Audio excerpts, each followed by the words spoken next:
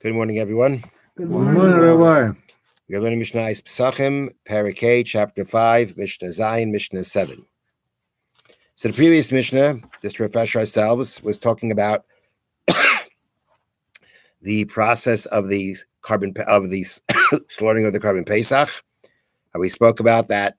They used to have three groups. The first group would fill up the courtyard. They'd shut the doors.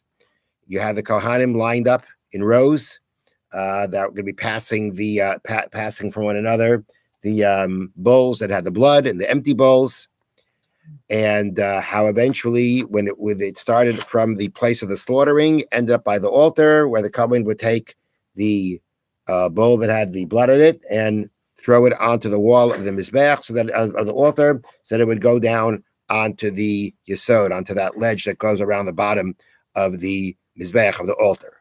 So Mishnah Zayin continues, Yatzasakat Rishayna, when the first group left, because they finished slaughtering the carbon Pesach, they finished doing that part of the carbon Pesach, and they left. Then the second group came in. Yatzasashniya, when the second one left, because they completed slaughtering the carbon Pesach, Nechnasashlish, the third group came in. Kamase Arishayna, what was done by the first group, Kachmai Sashniya of Ashlishis, that was done by the second and the third.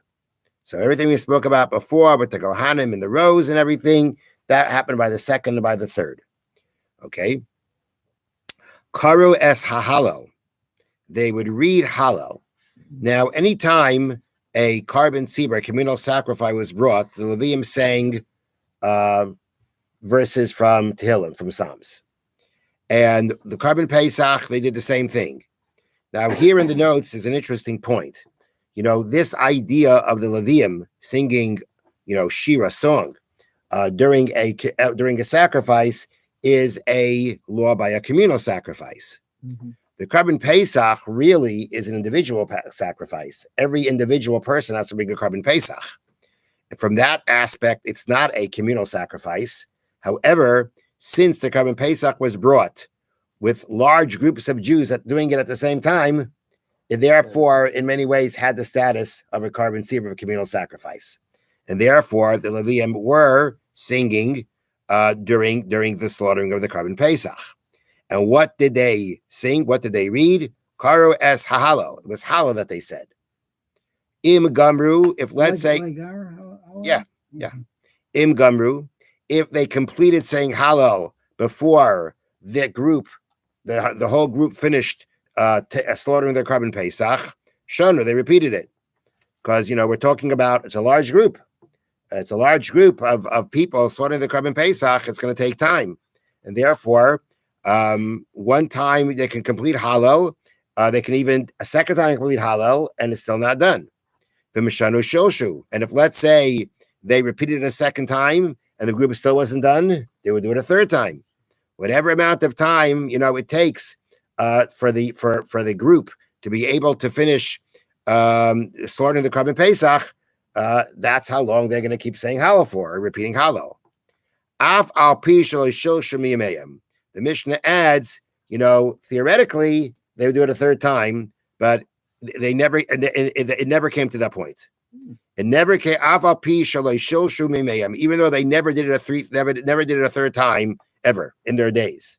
Meaning, although we're talking about a lot of people slaughting the carbon Pesach, but we had a lot of Kohanim working, and they worked very quickly and very efficiently, and therefore they never had to repeat Hallel a third time in order for the group to be finished before the group was finished slaughtering the carbon Pesach. So that means even though they never actually recited it a third time, right? It doesn't say they didn't finish it a third time. They didn't even need to recite it a third time. Twice was already typical. That in historically speaking, they never had to do a third time, because by then they were always done. Okay, now Rabbi Yehuda says, it never occurred during the third group, the third grouping that came into the Azar, to the courtyard, to do the slaughtering of the carbon Pesach. They never reached, the Leviim never reached the part of Hallel that begins Ahavti Kishma Hashem, which is the fifth paragraph of Hallel. Why? because the people involved in the third shift, let's call them, were always pretty small. And therefore, they never even completed the Hallel one, never even needed to complete it Hallel once. They always got it. They got up to a hafti, and that was it. Because the group was a small enough group, the Kohanim working fast enough, and therefore Rabbi Yehuda says they never even got that far the first time saying Hallel when it came to the third group that was Sofer the Carbon Pesach. As they bring there on the bottom, people would try to really get into the first and second shifts. Why? Because we have a rule, Zerizin Makdim Mitzvahs. The conscientious hurry to do a mitzvah. So therefore, most people really tried to get it done as soon as possible. So therefore, most people did it during the first and second shift. By the time the third shift came around, it wasn't that many people, and therefore they never even got as far as V'ahavti Yishma Hashem, that part of Hallel, before the entire group had finished slaughtering the Carbon Pesach. Have a wonderful day. Thank you, Rabbi. With a